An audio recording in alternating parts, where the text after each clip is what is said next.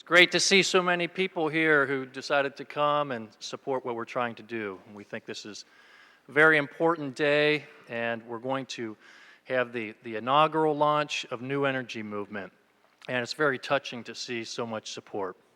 My name's Joel Garbon. I'm one of the board members of New Energy Movement, and I'll be your host for the next 2 days. I'd like to go over a few quick announcements here. And first are a couple courtesies. Please, the presenters of this conference have put a lot of time and effort into their presentations. And I ask the courtesy to please be on time for the announced start of their presentations. I think that's a good courtesy to provide. Also, if you have a cell phone, please break it in half right now. And all right. Also, no food or drinks in the auditorium. I'll pretend that none of that's going on right now, but that is one of the Reed College rules here. As far as safety goes, there are exits clearly marked on both sides. And also one other quick announcement is there's been lots of inquiries about will there be audio, video recordings of the conference available, and yes, actually after every presentation there will be those recordings available outside there at the display area. Okay. At this point, I'd like to introduce Alden Bryant, who also is on our board and our senior member.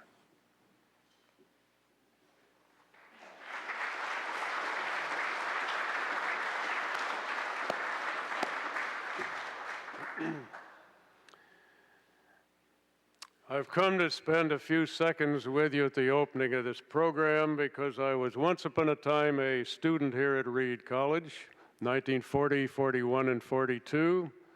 The Second World War broke out and I ended up down in Berkeley and in the Navy for 3 years.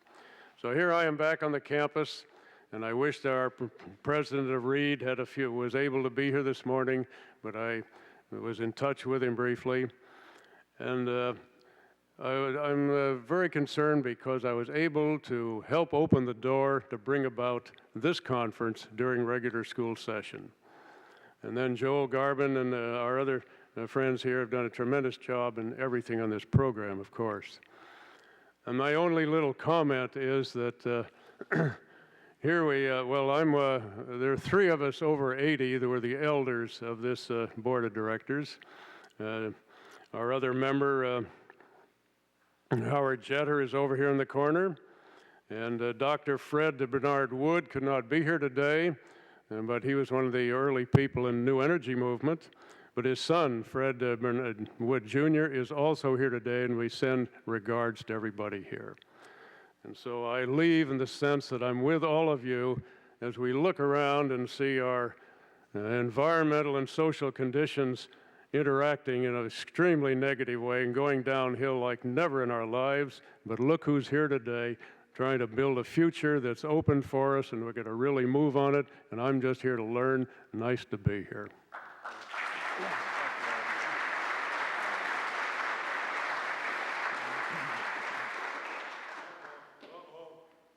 I'm wearing a beret from Paris because I'm a member of the Veterans for Peace.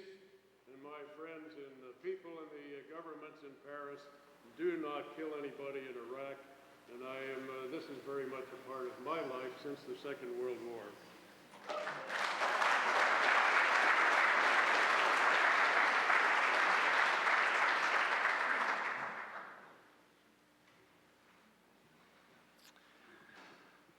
I'd like to take just a moment to go over what our core mission is at New Energy Movement. You have this inside your program, actually an expanded version of the mission statement, but I wanted to have a chance to just very briefly go over what the focus area is here. In New Energy Movement, we recognize that the single most highly leveraged opportunity for advancement towards solving complex global problems lies in a transformation in the way human civilization generates and utilizes energy. And we're focused on facilitating this transformation. As we go through the next couple days, it'll become very clear why energy is the core issue that we need to address. And it's at the center of so many other issues on our planet. Our movement truly is a global movement. It transcends all differences of politics. It transcends religious differences and boundaries between nations. And there are many nations that are represented here in the audience today, and I thank you for traveling the distance to get here. Okay.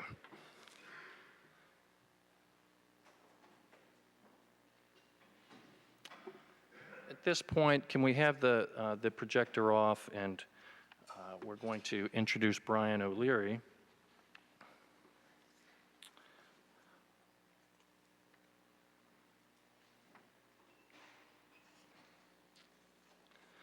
Dr. Brian O'Leary is the founder of New Energy Movement together with Alden Bryant, who you just met. Brian clearly is one of the notables in the whole new energy paradigm.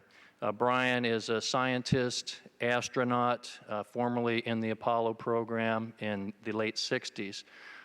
Brian is one of these people who, when you get to know him and you feel his passion and his drive toward reaching a whole new way of living on our planet, it can only inspire you, and you love the man, and I've really come to grow to love Brian.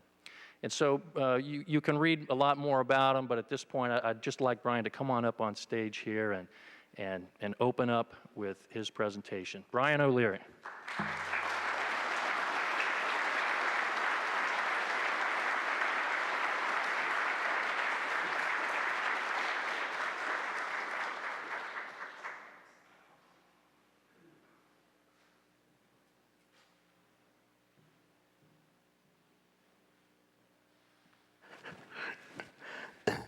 All wired up here. Travel all the way from the Sierra Nevadas, Brian. It's a long way to get on stage. Well, good morning, everybody. And it's so nice to be here, so nice to see you here, because we're dealing with an issue that I can't think of being more important than this particular one. And we're obviously at this juncture caught in a conundrum, because the bottom line of what we have to share with you is really pretty simple. And that is that there exist hundreds of Nikola Teslas among us right now. Some of you are right here in this room. And yet this technology, and I'm talking about advanced energy sources that include vacuum energy, zero-point energy, magnetic motors, cold fusion, low-energy nuclear reactions, advanced hydrogen technologies, and energy from the thermal environment, and possibly also some very cheap solar photovoltaics. We don't want to leave any stone unturned. We need an Apollo project to develop these energy sources. And that's the bottom line. And the cost of doing that, the research and development, is equal to about 1 day of spending in Iraq. And so we need to be educated about these possibilities. And these possibilities have been so suppressed since the time of Nikola Tesla. And many people have sacrificed their lives, these pioneers of our time. The novelist Minion McCarthy one time said that each society honors its live conformists and dead troublemakers. And I'm going to profile for you a couple of those individuals who have given their lives to this cause. We don't exactly know the cause of their deaths, but we do know that this is a dangerous profession, and that only in numbers and only with a broad-based social movement are we going to be able to prevail. We don't want any more martyrs. We want, in just sheer numbers and in the quality of our discourse, to become educated about this, to no longer make it taboo. So what I'm going to do now is to share with you a few overhead slides, and I got into this game in a couple of different ways. I'll have to describe a little bit about my own background, because I've gotten into this field in stages. In 1975, I was Morris Udall's energy advisor when he ran for president on an environmental ticket. And at that time, I became aware of some of the environmental problems that we were having. And the environmental movement at that time was robust compared to what it is now. The environmental movement then, that we were actually in the US Congress recommending through Udall's Committee on Energy and the Environment of the US House Interior Committee, we actually recommended a completely renewable energy economy by the year 2000. Something funny happened on the way to the vision. Ronald Reagan was elected President of the United States in 1980, and the environmental movement was basically killed. And nowadays, people that call themselves environmentalists, God bless them, are more focused on individual skirmishes, and we lose the whole touch with the whole global situation, which is much more serious than I ever realized. So that happened in '75. Then in 1979, when I was a professor of physics at Princeton University, I had the interesting, curious fortune of having some psychic experiences, which then kind of blew me out of academe, because of course that's politically incorrect to talk about that. And so I became a refugee from the academic environment. In fact, this is, I think, the first university venue I've spoken at in about 13 years.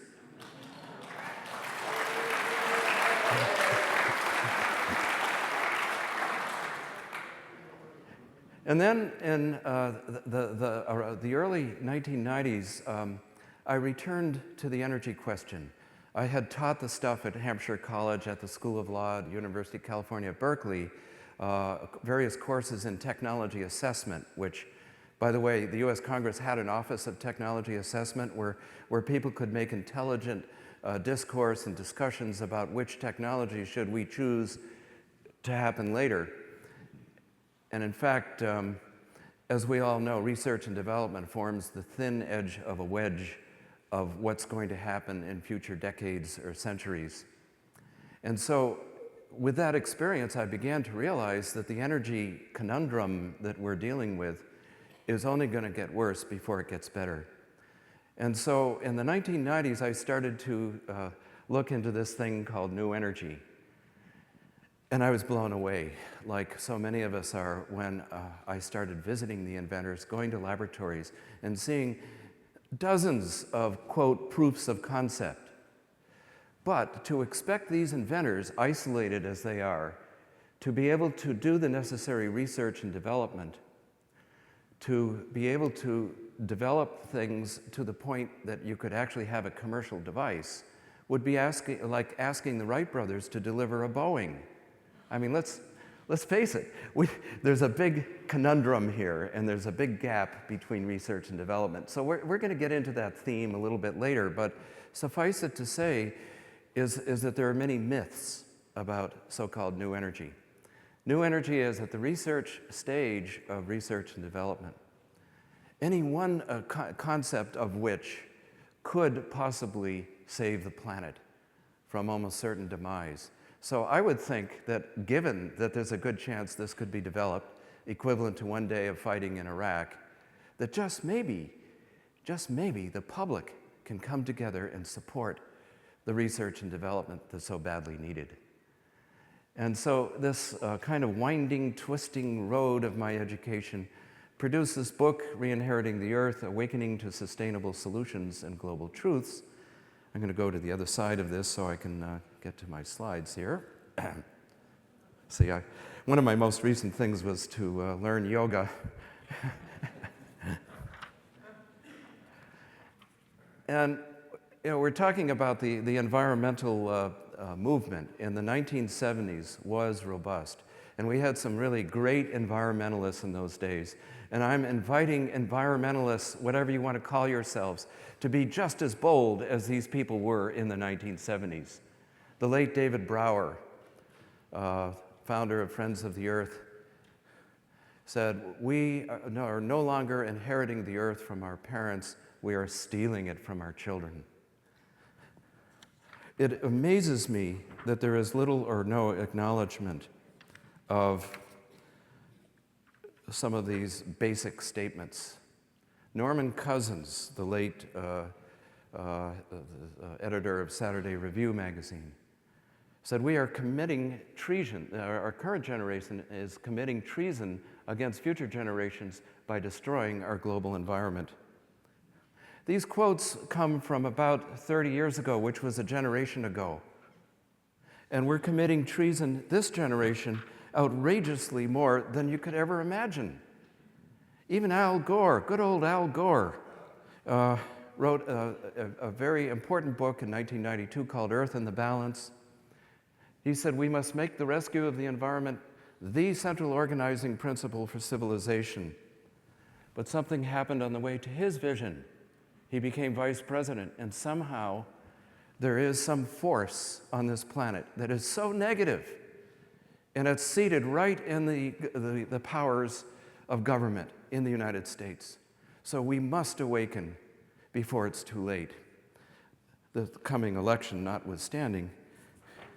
So what are the major global challenges that we have? The ones, of course, that are getting media play is war and terrorism.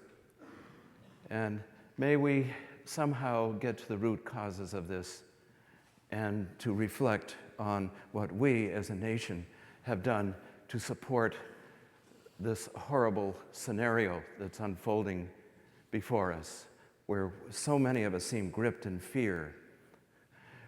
We have a polluting and unsustainable infrastructure, and if you look at what's happened to the basic resources of the earth and how they are being just gobbled up in one greedy glut within a matter of years, that's going to mortgage our future maybe forever. And you start to subdivide it into major sectors, issues, depending on physical resources that demand physical solutions, not any kind of media spin or bureaucratic obfuscation. You come up basically with energy, water, agriculture, forestry. You can divide it into other areas, sectors as well. But when I looked at these issues in doing the research for my book and started looking at the State of the World series, Lester Brown, and by the way, that's an interesting aside, was that I was at Berkeley once. That's my alma mater as well as Alden's. And I returned there and gave a talk at the alumni house there. Oh, this was back about 5 years ago. And I needed to give some statistics on what the state of the world was. And I desperately needed to get a hold of a volume of State of the World. This is the World Watch Institute, Lester Brown. And they sell like 1 million copies a year. So I went running down the street, first to the University Bookshop and then to Cody's bookstore, two of the best stocked bookstores in the world, and neither one ran the volume anymore. And then I saw beer-drinking fraternity people, and I was saying, is this the same campus I was on during the 60s? Now, oddly enough, in the 60s, I was an Eagle Scout almost to become an astronaut, crew cut, while the free speech movement was going on, and I somehow missed that, so maybe I became a hippie later in life. The point being, though, that things have changed at Berkeley. Things have changed on the campuses. And to have been excommunicated as I have been was a very sad experience, very mixed blessing. On the other hand, hey, you have to go for what's true for you and not necessarily go along with the herd. So these areas which I've been researching prior to the book led me to the obvious conclusion, which now more and more people are, now that it's becoming more fashionable in the media to express these problems as if they were brand new, that it's only going to be a matter of another few years, decade or two at the most, before we're going to have irrevocable problems with the planet. The other things, of course, like population growth, also a concern, but I believe that if we develop one or more of these sources of energy that we're going to be talking about this weekend, then we'll be well on our way to solving the other problems. They're all interrelated. And the solutions do exist, but have been suppressed by governments and industry because the profit motive, self-interest, and incrementalism are not enough to avert disaster. And we'll talk about that too, about the grieving process, to be able to muster the courage to change, which is the theme this weekend. To be able to muster that courage, we're going to have to let go of old ways of doing things, old paradigms. And that's what's scaring so many people into not even acknowledging, let alone educating about what the possibilities exist. And so we are caught in this conundrum of short-sighted thinking. This is not new to history, by the way, as I'll describe in a moment. But we now need, for human systems to be earth-oriented and visionary, we need to think of the collective interest rather than just self-interest. And to try to fit the square peg in the round hole, like how can Enron bring us into a new energy age? How can Shell Oil help us? How can General Motors help us? I'm sorry, folks. Somebody's got to take up the gauntlet here, and it can only happen through a broad-based public social movement, the New Energy Movement. The New Energy Movement is seeking to leave no stone unturned in our quest for clean, cheap, renewable, reliable, abundant, decentralized, safe energy. And I truly believe it's possible.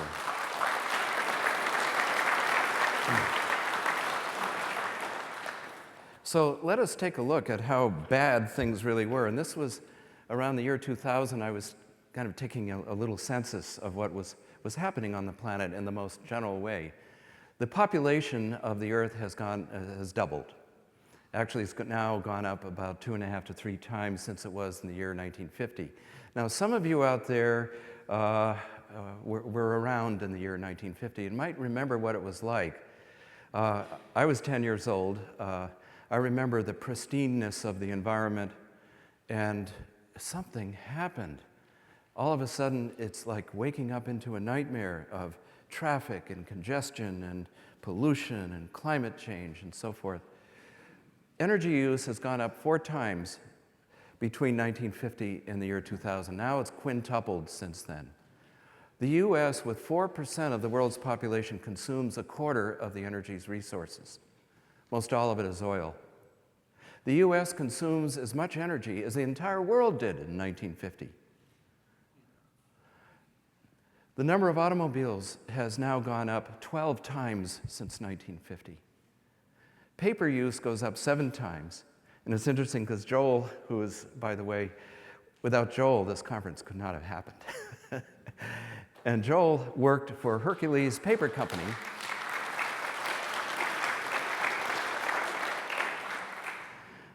Joel worked for Hercules Paper Company, and we've had a few lively debates about whether or not we need to cut down all the rest of the trees on the earth in order to provide paper and construction materials and so forth. Because as I speak now, with every passing second, another acre of forest on this planet is irrevocably gone. And at this rate, in another about 40 years, all the trees will be gone from the planet, or almost all the trees. But as Ronald Reagan one time said, redwoods, once you've seen one, you've seen them all. But there are substitutes for wood. For example, hemp, commercial hemp, industrial hemp, is an example of something that could be done. Yes, it may not optimize profits for the companies involved. Maybe we need some public support for alternatives to wood so that we don't have to cut down the trees. The lungs of the earth in the Amazon jungle, and we're moving to South America next week, by the way, and the Amazon jungle is being decimated at incredible rates. The lungs of the earth, the absorbers of carbon dioxide, the generator of the heat engine that drives the Gulf Stream in the earth, that's beginning to disappear and exacerbate the problems of pollution and global warming and climate change. This is all has got to stop, folks. And we have to, from our hearts and souls, start a movement to make sure we have a sustainable future in energy, in water, in agriculture, and forestry. There are many other things. Water use has gone up. Water is going to become one of the big issues, it already is, of the 21st century. So the running out of oil is like a prelude to the running out of water.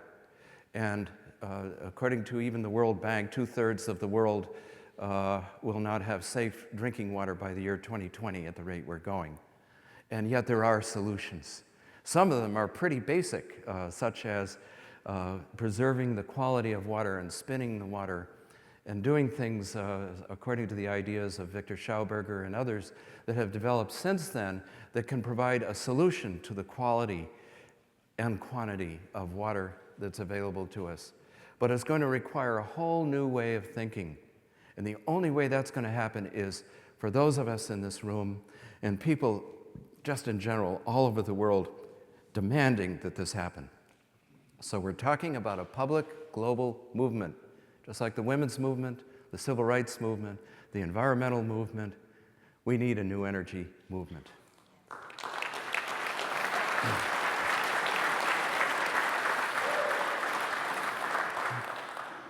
There are many other limits that we're beginning to run up against too, such as the fish catch, many other things that are happening now. Before the concept became popular and kind of de rigueur in terms of oil use, because now we have popular books out like Heinberg's The Party's Over and some of Michael Rupert's work, which talk about so-called peak oil. And that's a very interesting concept because now it's reaching public consciousness at last. During this decade, oil production worldwide will or already has reached a peak. And the implications of that is, you can imagine a big bell-shaped curve of oil production. Now, the peak of that curve was reached for the United States oil supply in the 1970s. And now we're going down the steep slope. But that's okay from the imperialistic US point of view, because all we have to do is then go to war or capture the oil fields in the Middle East and do that for us. And that's our current government policy. And I strenuously object to that policy. We are now, thank you.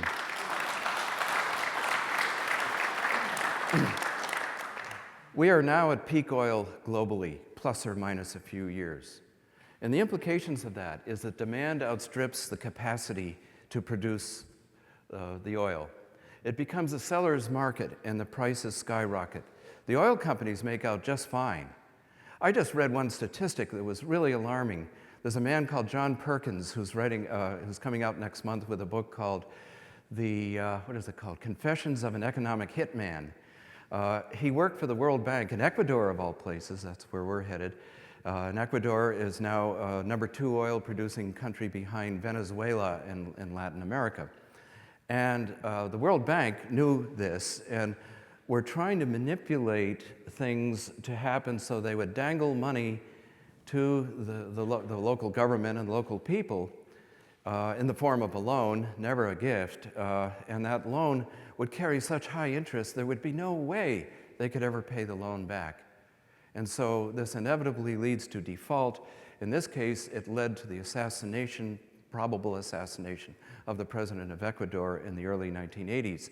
If you look at these countries one at a time, then you begin to see this pattern emerge, which is just outrageous for us to be like sheep and just idly stand by as these things happen. And basically what's happening now is that it's become a seller's market. The resource is more than half depleted. The quality of the resource decreases. But the sad news about this Ecuador thing is that only 2 to 3% of the total amount of money that comes from producing oil there goes to the Ecuadorian people. The other 98% goes to profits for the oil companies and paying off the loan that was initially made in the first place. So this is an example of just how outrageous things have become. We should demand that things change, that we have a whole new energy policy. Now, here's another, maybe more subtle point about peak oil. An exponential increase in consumption, and right now it's 4 to 5% per year worldwide, is insensitive to underestimates of the supply. So some people will say, oh, well, there's plenty of oil left in the crust of the earth. Some of the oil companies are kind of keeping secret they're quietly their reserves, which they'll tap when things really get tough and and more expensive. In other words, maybe there's twice the amount of oil on the Earth than we thought there was. Well, any graduate or any freshman calculus student could figure out what the doubling time of a resource is, or a resource depletion is, as a function of how much there's left in the crust of the Earth. And it turns out that we could extend the supply of oil in the Earth, if there were twice as much oil, by another 15, 16 years.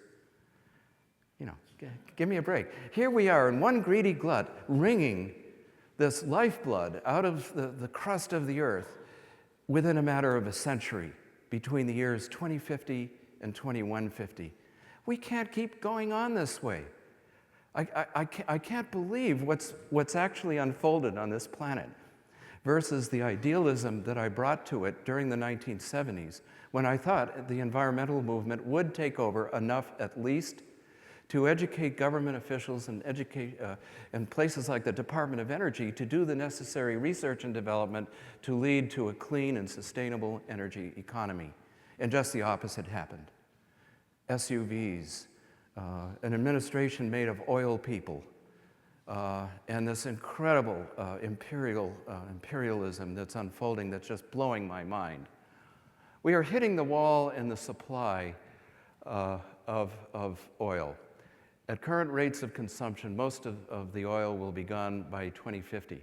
And by the way, it's not only oil. I'm listing some other things too. We are near peak production worldwide, not only in oil, but in water, wood, topsoil, natural gas.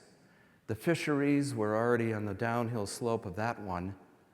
So you can begin to get the picture. We're now at the peak of grandiose consumption of the most basic resources in the earth. Now, in the new energy movement, our main focus will be on the energy question, but we're going to be looking at some of these other questions too, to try to understand and model our future so that we can have a truly sustainable future. Regardless, we must radically change our policies. We need to get beyond the obfuscation and the confusion and the spin that accompanies these things. I hear rhetoric, wonderful rhetoric, coming now once again from Al Gore, now that he's out of political office, and other people talking about that we need a renewable energy economy. We need to replace oil. We need to replace nuclear power because of some of the dangers of nukes. Now, there's a lot of debate about that. The conventional wisdom is that the oil companies would be happiest, and the Bush administration would be happiest, if we simply went to nuclear power to produce electricity and then burned biofuels and hydrogen for our transportation systems and home heating and cooling as we run out of oil and natural gas. This would then give them an infrastructure that will give them profits. But can we ever approach this from the point of view of what's best? What kind of energy sources do we want?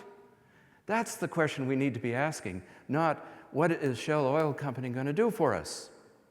We've been subservient sheep when it comes to all of these questions. And meanwhile, we see unfolding the fact that we are now in the biggest mass extinction that we've been in for 65 million years, when the dinosaurs became extinct. We are becoming dinosaurs.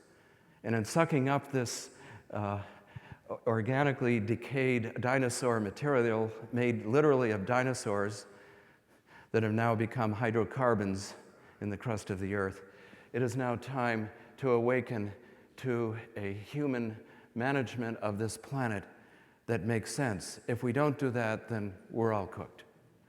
So how can we yield to the greed of the few in order to be on this Titanic that's sinking, clearly sinking? How can we be able to emerge and get power back to the people rather than in the hands that it's now in? Toxic pollution of the atmosphere, mostly due to the routine burning of fossil fuels in our power plants and transportation systems, has already killed hundreds of millions of people worldwide, just through air pollution and water pollution. We have more carbon dioxide in the Earth's atmosphere than there's been for 160,000 years, just because of the routine burning of fossil fuels. Disaster relief budgets worldwide have gone up 10 times. The heat waves in Europe last summer, the hurricane season this year, the El Nino phenomena are robust indicators that there is very little question that human activity, mostly the routine burning of fossil fuels, is what's creating these disasters. Disaster relief budgets up tenfold in the last 20 years. And we have the depletion or scarcity in the world's basic natural resources. Well, as Einstein one time said, no problem can be solved from the same consciousness that created it. So we need a new consciousness. We need to arise in our consciousness, become at least aware and educated as to what the possibilities are. And there are many, and these are just some of the solutions. We obviously are going to need to shift our energy sources to emissionless, new, and renewable ones. We need to preserve, restore, and sustain our forests, grasslands, crops, waterways, and oceans. A lot of the work that Alden Bryant has done, his activism in the Earth Regeneration Society and Howard Jeter, that's the kind of work we need to have done. To have an activism, to go to the UN and convince them to have a climate treaty. We need to regenerate the biosphere of the Earth. These are the kinds of goals we need to be discussing, and why this is not happening at universities, I can't begin to fathom. Money, yeah. That's it, but we got to cut through that one.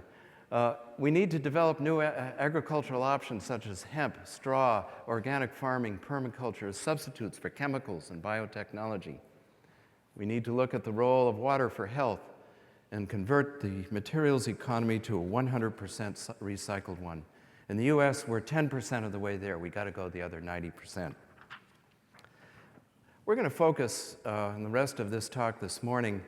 And if somebody can also make me aware of the time, I am not sure how much more time. Oh, 10 minutes.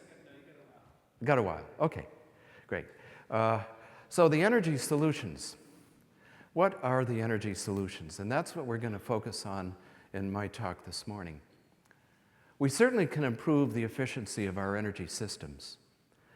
Amory Lovins has said that without sacrificing any lifestyle change, we could improve the efficiency of energy systems by a factor of 2 with just very minor changes like in power plant systems and in gas mileage for cars. Unfortunately, Amory kind of stops there, although he does talk about traditional renewable energy. One time I ran into him. We've been colleagues for like 30 years. I've known him for 30 years. So one time I ran into him at one of the airports and asked him, what do you think of new energy? And he went like this and walked away. And you see, this is part of the problem, is that most scientists and environmentalists and experts are not even aware of what the possibilities are, and they gruffly resist the change. We'll get into that a little bit later. We have the conventional renewables. And I like conventional renewables, believe me, solar, wind, and so forth. But part of the problem there is, and some people have tackled this question, is that it's very materials intensive. Let's say, imagine a world with nothing but windmills and solar collectors, photovoltaic collectors. What would the cost be? What would the implications be for mining the materials required to make these collectors and manufacture them? And when you start to look at that number, it becomes staggering. We're talking about trillions upon trillions of dollars. But still, it's one heck of a lot better than oil, and in my opinion, nuclear energy as well. And we can discuss or debate that issue as well.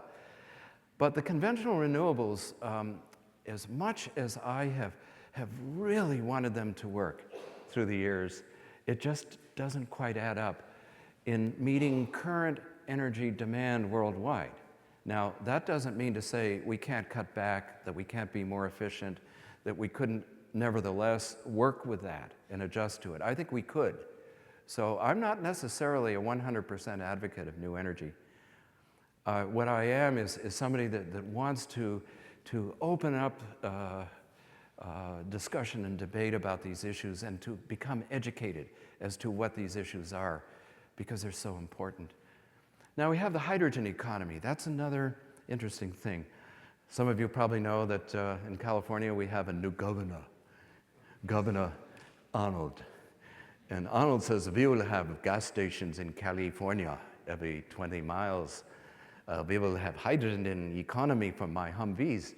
And yeah, that's a possibility. You could retrofit the 1 billion or so cars we have on the planet and create new ones with so-called hydrogen fuel cells or a hydrogen combustion. But there's so many challenges with the hydrogen economy. And as much as I wanted to get into that, and I spent a couple of years really studying it and creating action in various groups, including Dennis Weaver's Institute of Economics, where they really became a hydrogen organization, and then the new energy slipped through the cracks somehow. But the hydrogen, first of all, to produce hydrogen, either you have to use fossil fuels, which then becomes self-defeating. To be able to use fossil fuels to take the hydrogen out of it, that's more use of non-renewable resources. And then the other way to get hydrogen is out of water, either through fuel cells or through the electrolysis of water and then combustion of the hydrogen. But if you look at those numbers, they don't work terribly well either. In fact, it takes more energy to get the hydrogen out of the water than you get out of the hydrogen. So then you're caught in an energy conundrum. What do you get from what? And some of those basic scientific principles are not understood by the likes of a Schwarzenegger or Bush. Bush gave $100 million to General Motors to develop hydrogen fuel cells for cars. But that takes so much money to develop that. And the odd thing about it is that whenever any traditional thinker looks at the energy question, virtually every alternative energy source that's being considered, virtually everyone, I'm not saying everyone because we have Martin Berger here, we'll hear about tidal power as well, but most of these potentially pervasive energy sources, whether it's solar, wind, hydrogen, even nuclear power, fossil fuel power, all of them, you list them, and that's what a traditional person would do. That's thinking back into the 19th century, in the case of nuclear power, mid-20th century. That's going backwards. How about bringing energy into the 21st century? Why can't we think ahead rather than back? Why are we so retrogressive in our thinking?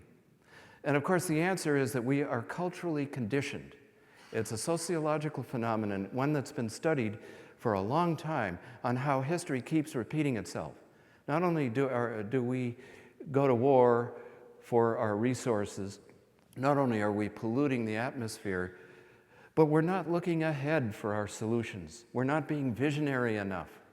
We are in a time of great darkness on this planet, and to be able to freely express these things, that expression has been muzzled. It can't be muzzled if we, not only me, because I'm just one of several people involved in this, if we combine our intelligences, our forces, and form a new energy movement. So let's look at new energy. And what are we talking about here? We're talking about a number of concepts. One of them is cold fusion. There's a lot of confusion about cold fusion. Or another word for it is new hydrogen economy, or new hydrogen energy, that's what the Japanese call it, low energy nuclear reactions. It all started in 1989 when Stanley Pons and Martin Fleischmann, two electrochemists at the University of Utah, had a simple tabletop experiment in which they dipped a palladium cathode into an electrolyte, a deuterium or heavy water solution. And lo and behold, they found that it appeared as though there were nuclear reactions.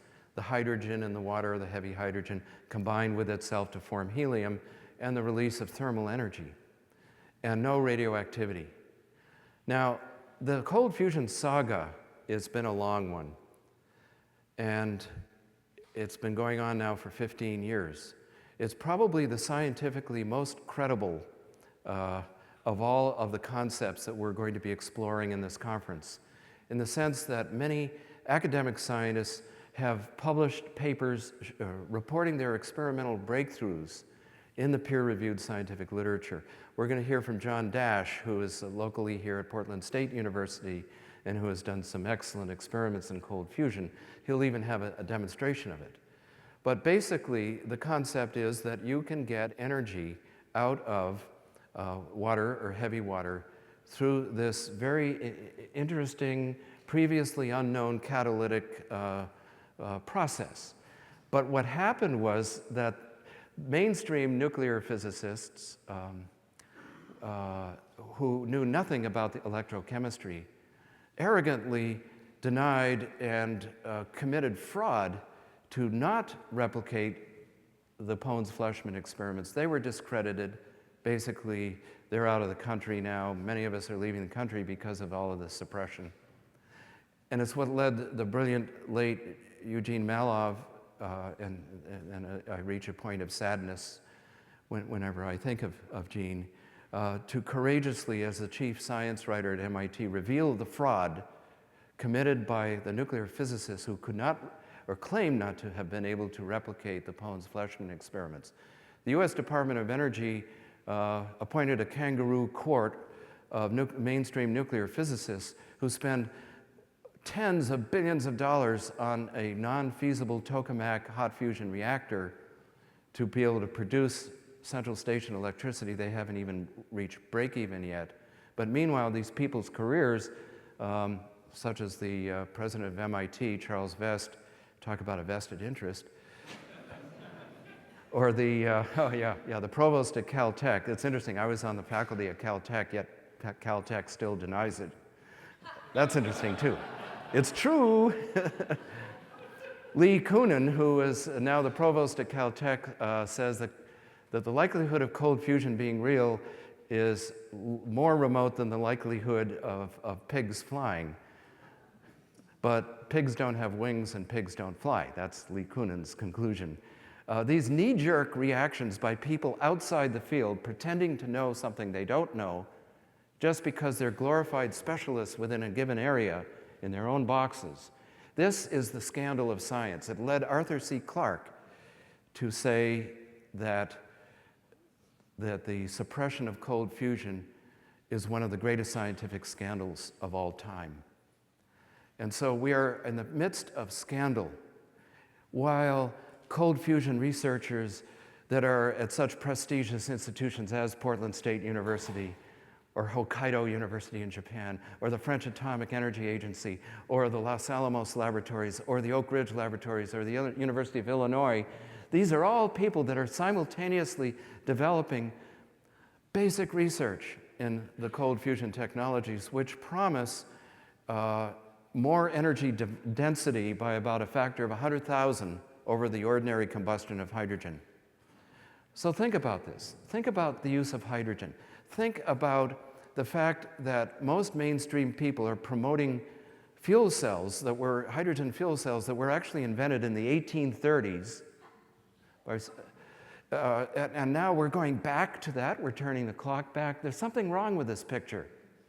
And especially if there exists a potential technology that can give you 100,000 times more energy out of that hydrogen than you would get from ordinary hydrogen combustion or its use in fuel cells.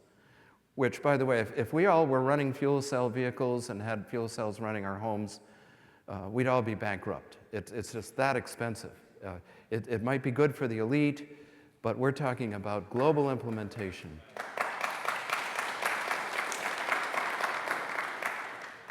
So cold fusion is a very important topic, and it's certainly the classical case of discovery and subsequent suppression. And by the way, that's not the first time that's happened either. It happened to Galileo. It happened to the Wright brothers. Oh, the Wright brothers, what a story that was. The initial flight, the journalists that covered it, their first flight in Kitty Hawk, the editor of the newspaper, their hometown newspaper in Dayton, Ohio, fired the reporter because the editor didn't believe it was possible, even though the reporter saw it. And then in the subsequent 2 years, there were many flights by the Wright brothers. Thousands of people saw the airplanes in the air. And yet, Scientific American wrote an editorial saying, this can't be, because it wasn't reported. Now, if it can't be reported, and by the way, new energy isn't being reported except every once in a great while. People like Jeane, for example, have been able to penetrate the Wall Street Journal, so you get a kind of a neutral, quote, balanced report. But by and large, new energy is, anybody that advocates new energy becomes a persona non grata crank. And this has happened in cold fusion. There are many other technologies, too, we're going to get into. Hydrogen gas cells, for example. This is a special chemistry being explored by Randall Mills. And then, of course, we have the vacuum energy, or the zero-point energy that exists everywhere in time and space. It's a huge potential energy field forced into existence by the principles of quantum theory and classical electromagnetics. However you want to approach the question, we are bathed in a sea of energy, in a sea of potential energy. And many of us know that, both from experimental and theoretical considerations. And if responsibly done, and that's a big if, that energy can be tapped, either through the use of magnetic motors, through solid-state devices, and through a number of other technologies that interact with this hypothesized zero-point energy, called zero point because it still exists at temperatures of absolute zero. It's a basic concept that has been neglected in Western culture. And in our arrogance, we have become so materialistic in our assumptions. Ever since the time the Greeks said, well, there are only 4 basic substances, or so-called elements of nature: air, earth, fire, and water. But in the Vedic traditions, and going way back to some of the Hindu cultures, they knew that there was a 5th basic element. It's called the ether, which is another synonym to space energy, zero-point energy, vacuum energy, etheric energy, orgone energy. Use whatever word you want. You see, we haven't come up with a nomenclature yet, but that doesn't mean it doesn't exist.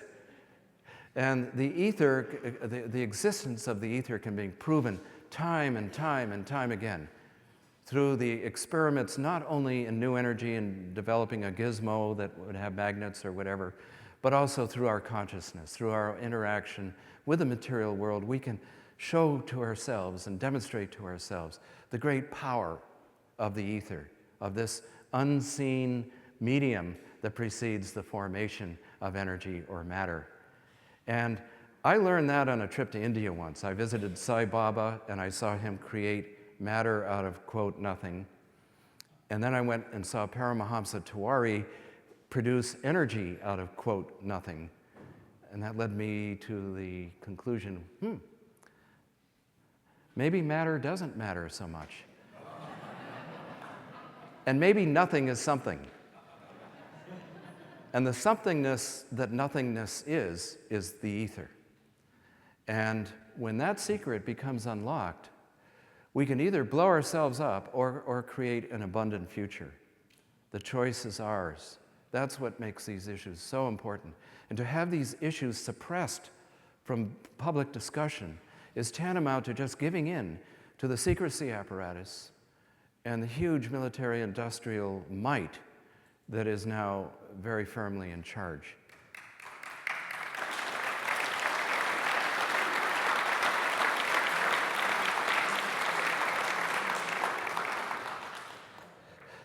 This is Paramahamsa Tiwari. I saw him, I've visited maybe 2 or 3 dozen inventors. I have a book, Miracle in the Void. I have about 20 copies left. But the book was all about my own journey and discovery and doing a photojournalistic job of visiting many of these people and watching their demonstrations on 6 continents. And Tiwari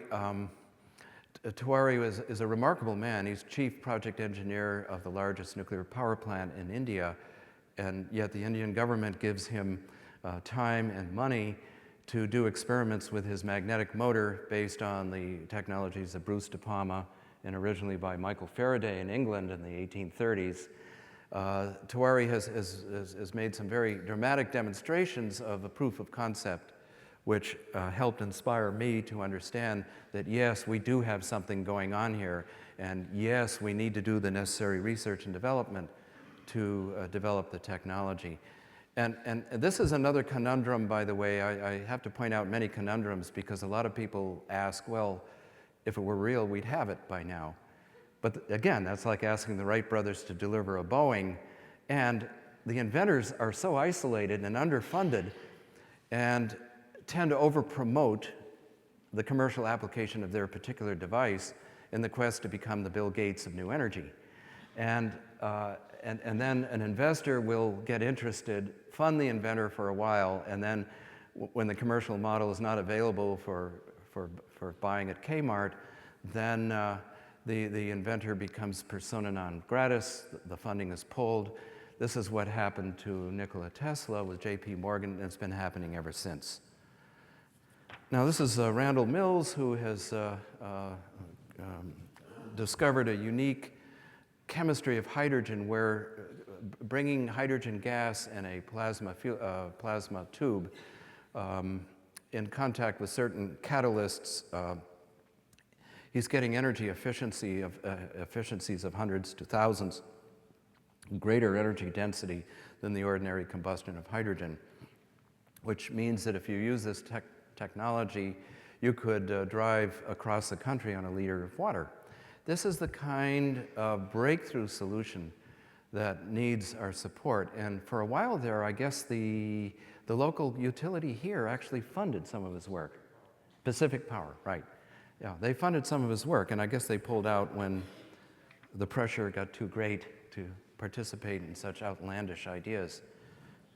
Which leads to the wonderful quote by Bertrand Russell, "The resistance to a new idea increases as the square of its importance." And if we're talking about supplanting a $2 trillion per year world petroleum economy and another almost $2 trillion in other energy sources with something brand new, something that could just transform things radically, you're going to be in for tough sledding. This curve, I think, is very important because few people realize the subtlety of this, but it's not so subtle, actually. This is the so-called profit curve.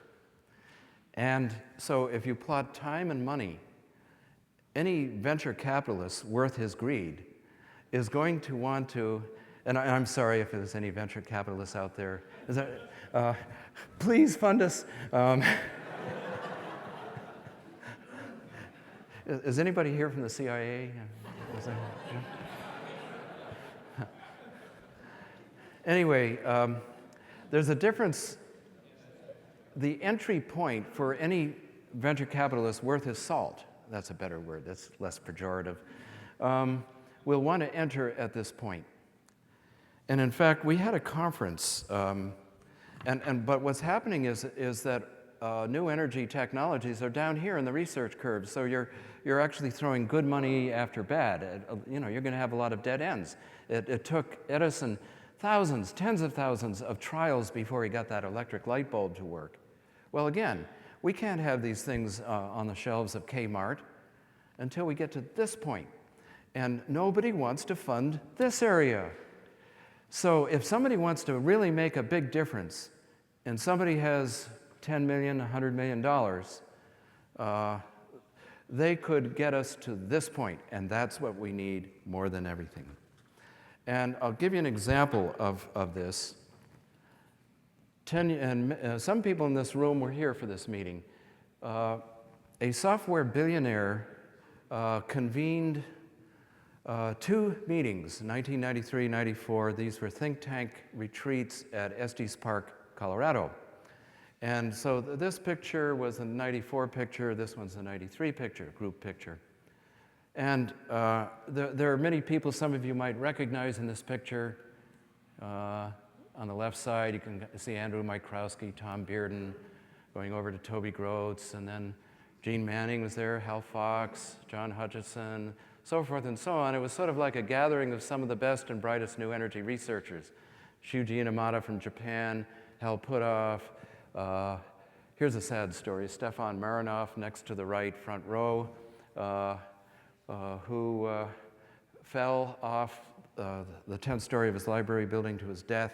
He was the principal new energy researcher in Europe, professor of physics, University of Graz. Further to the left, there's Peter Greneau from MIT, Tiwari from India. So it's a fairly distinguished group. And there's an anomaly in this picture. Does some of you notice? Jim Carrey. He's near the front.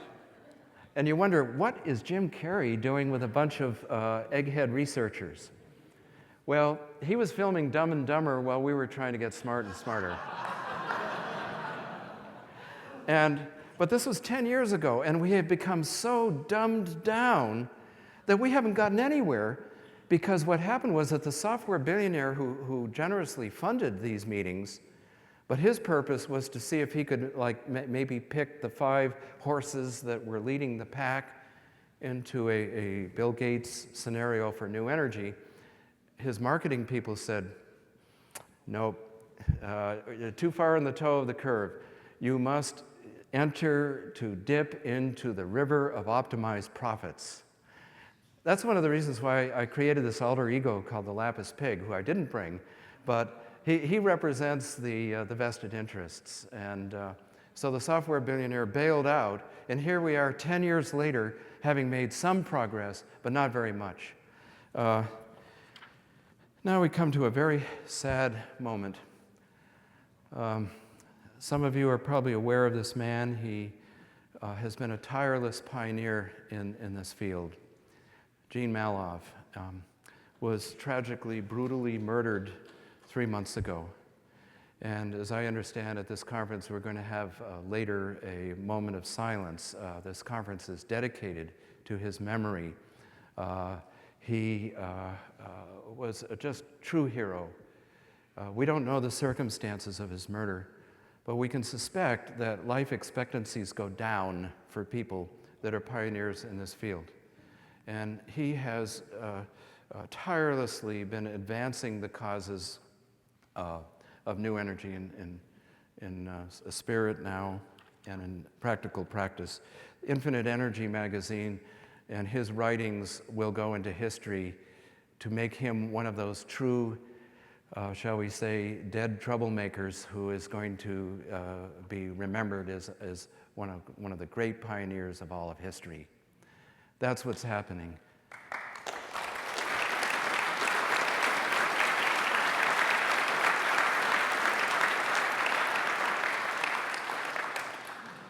He created not only Infinite Energy magazine, but the New Energy Foundation and the New Energy Research Labs. So we have now founded the New Energy Movement, which makes it all the more paramount that we help take up the gauntlet, because he is virtually irreplaceable. And that's what happens in the early phases of any kind of whole new development in history, is that the initial years and decades are really tough on the pioneers. And the pioneers themselves risk their lives to make this happen. Now, the New Energy Movement will seek to be so broad-based, so grassroots, that tragedies like that cannot befall any individual or group of individuals. This is bigger than any of us, and I know Jeane realized that and did extraordinary work, extraordinary writings. I highly recommend his writings in Infinite Energy magazine, especially for those of you that want a technical tutorial on the state of the art. His expression, especially recently, is one of the best. So let's kind of summarize a couple of things here. There are a lot of myths about new energy or free energy or whatever you want to call it. And many of you that try to take up the gauntlet, and I want everybody in this room to do that, by the way, you're going to encounter a lot of resistance, especially from mainstream scientists. And there are many myths, bubbles that need to be burst. The first one is because it violates the laws of thermodynamics. Now, I'll give you a little clue just to make your job a little easier. There are no laws of thermodynamics. They don't exist.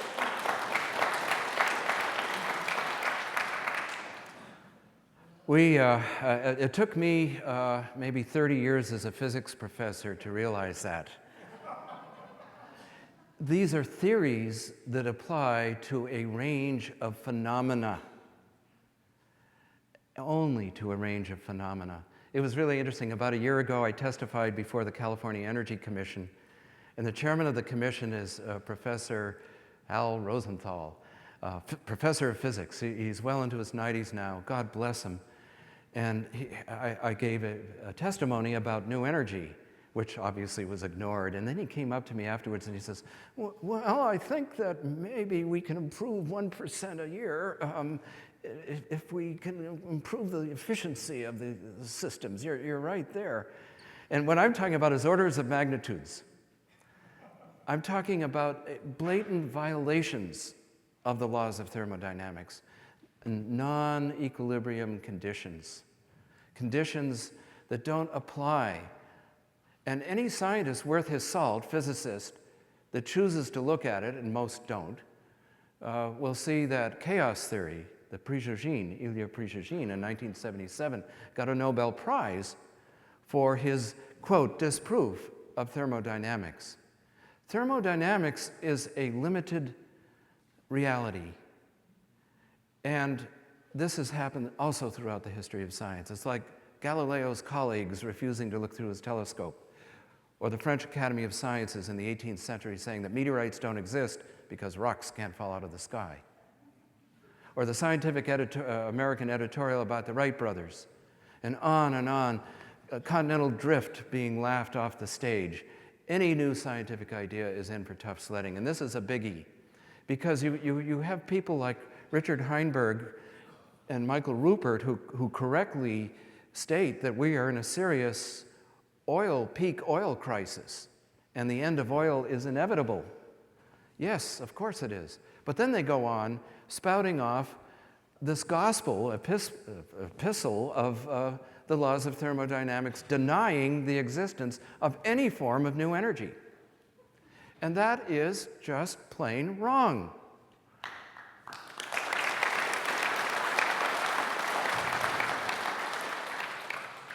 Another myth of new energy is that we must await the magic bullet, or that we'd have it by now if it existed. And that's the conundrum of research and development that I think we're all aware of. Here's another, or that we must await the magic bullet, that this person or that person, and we'll be talking about this a little bit tomorrow, is that, boy, hundreds of inventors come out of the woodwork when I'm on a show like Coast to Coast AM, and I don't even know what to do about it. And one of the things we hope to do in the new energy movement is to get enough funding, because we're an all-volunteer organization right now, but to get enough funding so that we can at least have a scientific review board, a number of us, to be able to properly evaluate all of the systems and proposals that come in. But right now, we're not equipped to do that. What we are equipped to do is to say, hey, this is a serious possibility, and this is something we can truly do. Here's another wonderful bromide. It's a great Carl Saganism.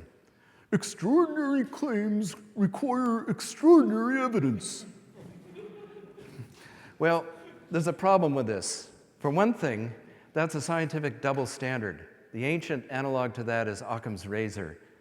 In other words, in the absence of countervailing evidence, the simplest explanation shall suffice. The point is, extraordinary claims require evidence and standards that are just the same as any other claim or hypothesis.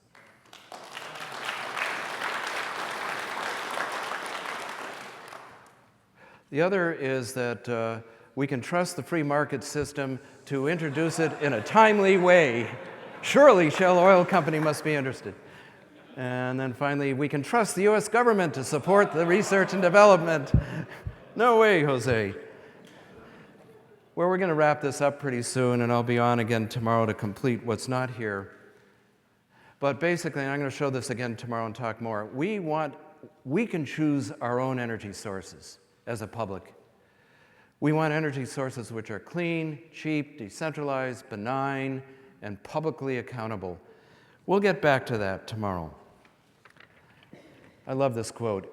The most successful tyranny is not one which uses force to assure uniformity, but one that removes the awareness of other possibilities.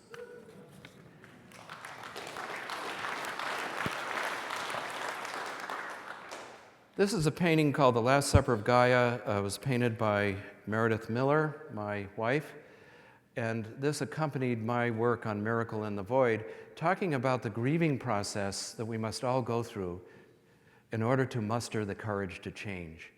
And this process I'm going to highlight a little more tomorrow, but it basically identifies some of the emotions of grief that we must all go through. You can't avoid it. I'm sorry, I wish we could, but that's just not the way we're constructed as humans. And Elizabeth Kubler-Ross, who just passed over, came up and identified these stages of grief: denial, hiding behind the American flag, looking at television, and so forth. And most of us are in denial and are terribly dumbed down here in America. And then anger, that usually follows denial. I had a bumper sticker saying, "The truth will set you free, but first it will piss you off." And there's a lot of anger going on in the States right now. There's this seething feeling of polarization motivated by fear. Bargaining is often the next stage. Oh, how can we fit the new within the context of the old? Maybe the Department of Energy will fund this a little bit. Maybe the energy companies will come to their senses and develop this in their wisdom. Maybe the Bush administration will have a change of heart. And when you find that none of that works, and this has been going on for a century, folks, since the time of Nikola Tesla, depression, despair, giving up. And these are kind of normal emotions. I've myself have been through all of these many times over when I ponder the planet. But the good news is finally you come to the point of acceptance. And that is a state of neutrality, getting out of the emotions. You've done the emotions, and you realize that we are in a culture, a dual culture, and there's the existing reality coexisting with the reality that could be. And it's that stage, if we can get to that, then we can become enlightened, creative, empowered, have fun doing it, and transcend the old. And that is, thank you.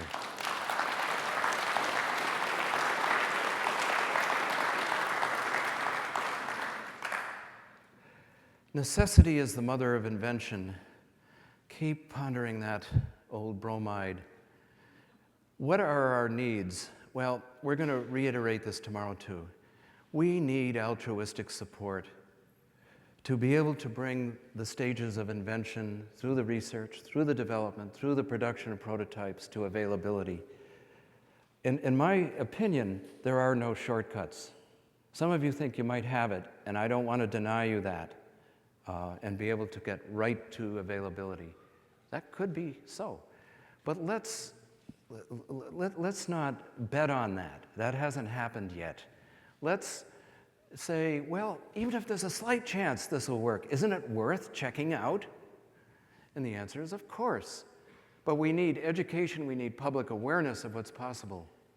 We can't trust our government, industry, or self-interested scientists and media to do this. They're not doing that job at all. In fact, they're suppressing it. We need to think for ourselves. We need to think about whole systems. So my conclusion is, let's have a positive terrorist attack and plan it together. Thank you.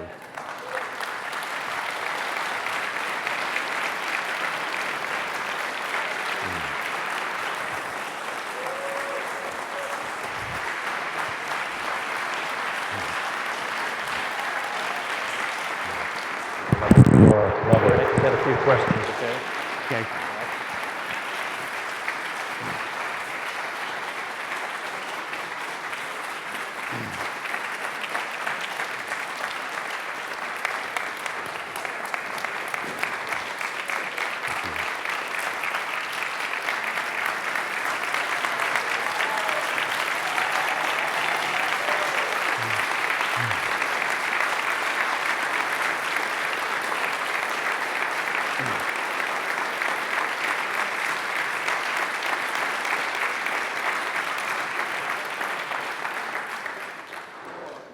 We have time for about 10 minutes worth of questions, and the forum is meant to be very interactive between the presenters and everyone in attendance here. So please come up to this mic over here and ask any question you might have.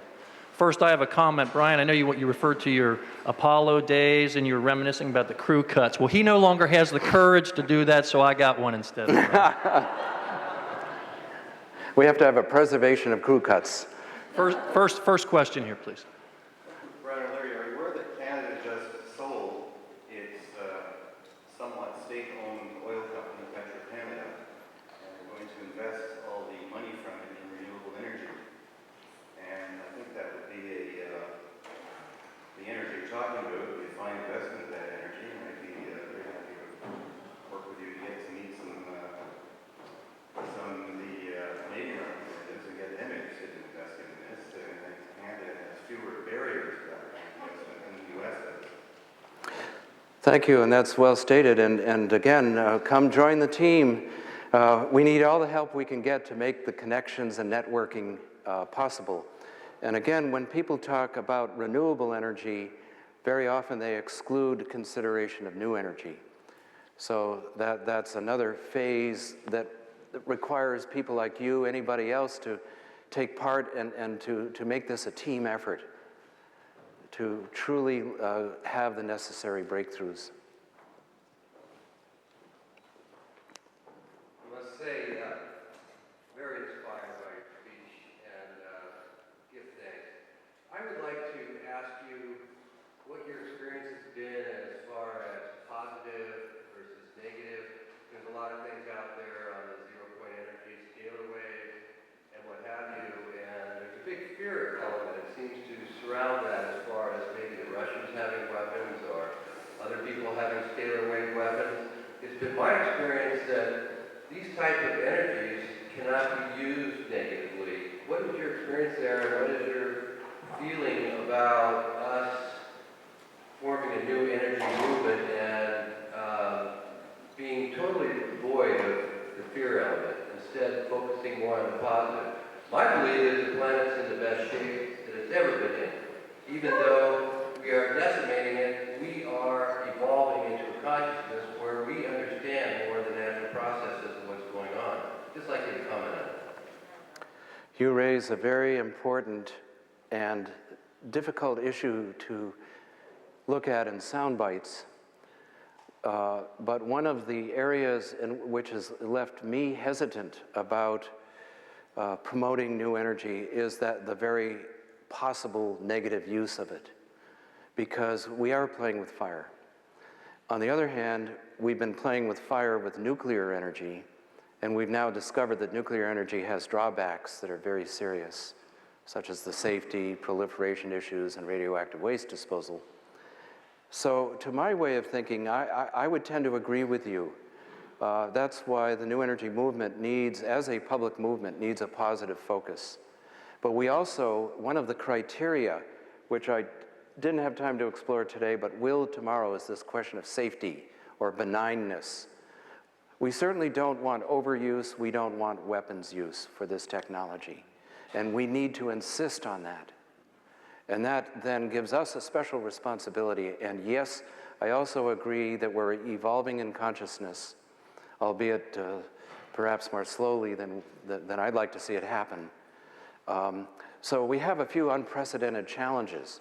One of them is sometimes you have to wait for the old order to die out before you get the new. Well, we don't have time for that. So this means that a proactive public movement, to my way of thinking, is the only way we're going to be able to solve the problem. And so we need to debate and discuss the various criteria for the types of gizmos that we'll end up with in a new energy economy. One very brief question. I thought I heard you say earlier that hydrogen gas fuel cells were first invented in the 1830s.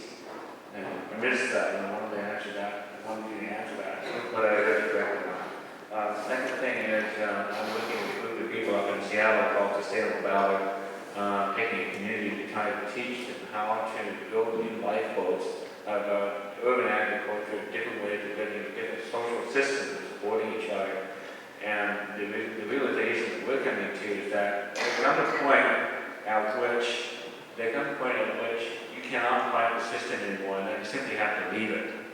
You know, the system that we have now with the government as it is such that we can't ask them to support us. My question to you about new energy sources, is it possible to develop new energy sources that can be designed and used by the average citizen? Because the future, I think, is going to be small and decentralized. Absolutely, I agree with you, and that's one of the criteria that we're starting to evolve here that would be open for discussion and debate, but the decentralization of our energy source in the future would be very important. No more grid systems, no more control of the energy by large corporations of the government. I visualize someday maybe a little 10 kilowatt solid state power pack that could go in your circuit breaker box at home or under the hood of your car. And that's, I think, entirely possible if we're smart about thinking about these things. And the other, your point about the hydrogen fuel cells were invented by, was it Sir William Grove in the 1830s in England. And we would have gone in that direction if the discovery of petroleum hadn't swept us into the 20th century, which was sort of like a bad dream that we now have to undo. I believe that was the time when they discovered the first oil well, right in the 1830s, correct? Yeah, the first oil well, but in terms of the pervasive economy, the petroleum made a few people rich, and now the whole world runs on it. We're addicted to it. We have to stop that addiction. We have time for 2 more questions. I just wanted to make the comment that you brought up the what I call academic arrogance as one of the major stumbling blocks, and that we don't have time to wait for these things to sort of drift away. And it seems to me in this culture, movies, fiction, and of course other nonfiction books are ways to change ideas pretty quickly. And someone ought to write a book about the huge historical aspects of academic ignorance. I'm a physician. I call myself a reformed physician because I don't practice for those very reasons. The real problems are not being addressed. Welcome to the club. We need more academic refugees. Tom Bearden says that if we're don't have free energy devices rolling off the assembly lines by early 2003, forget it. I'm going home to enjoy what little time we have left. The world is going to blow up by 2008. And that he has done a very thorough job of research on the whole subject, of course. What I wanted to ask you is, what do you think about the solar power satellites? This might be a way of beating Bearden's deadline, and I'm an inventor, and I have a way of doing it which I think can beat the solar power satellites that have been built designed so far. Peter Glazer's satellites don't seem to work with the Department of Energy, but I think they have a way of beating it. Anyway, I noticed you didn't mention solar power satellites and all this. I don't know why not. The public is... I can tell you why. Okay, good. I spent several years in the physics department of Princeton with Jerry O'Neill. We work very closely with Peter Glazer. It's a concept that's not unappealing. However, you still need huge microwave receivers on the Earth. You have a very, let me finish. Yeah, it's a concept that I looked at and I thought, gee, this is a possibility, but there's a lot of materials intensity. You have to start a space manufacturing capability using technologies now available, but you don't have to do all of that stuff. It's like the whole hydrogen economy and renewable energy economy that's so materials and capital intensive that we don't have to do that. That's why I'm saying that if we look at some of these other sources and public... says that if we don't do it by early 2004, forget it, I'm going home. It's too late. Well, yeah.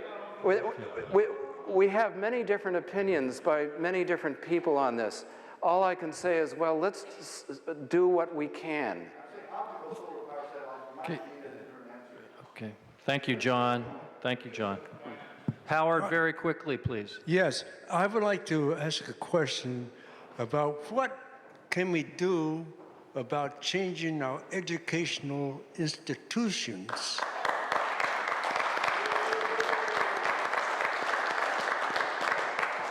to address the issues which you have presented so vividly to all of us here today, because it is important that we do not get our young people entrapped into the systematized process of control, but must redirect for analytical evaluation of whatever problems that we may have before us. And this is one of the greatest that we have facing humanity today.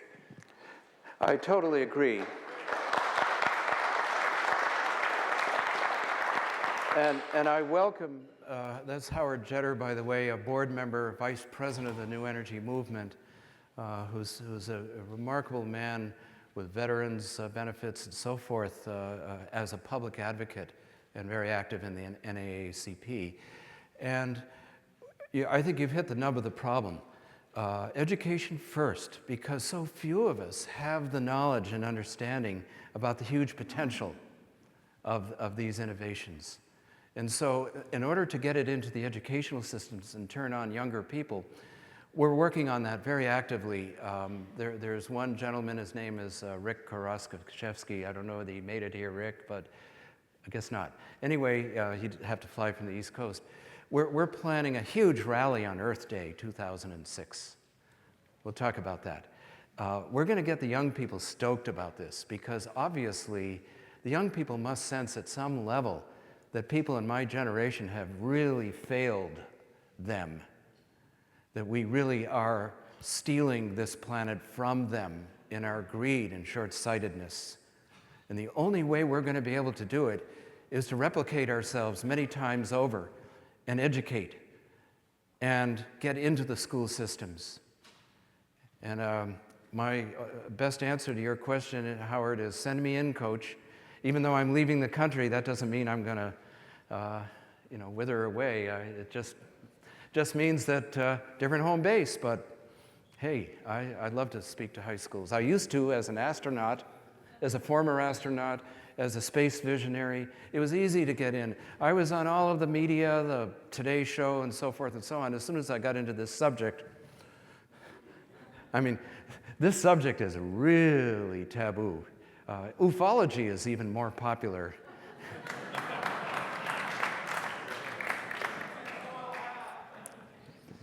Yeah.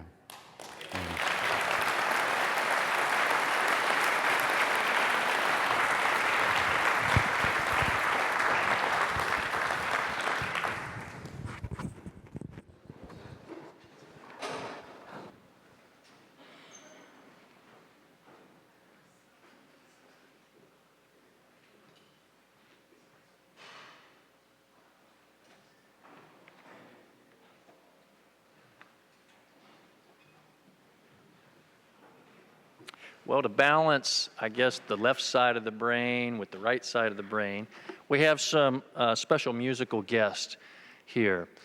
Sean Galloway is a musician who's come all the way out here from Nashville, Tennessee. He has a very special message and a type of music that really resonates with people. And when I first met Sean and heard his music, it's been about 2 months ago, it struck me immediately, and I thought, this is a guy we need to have at our conference. And so I'm proud to introduce to you Sean Galloway.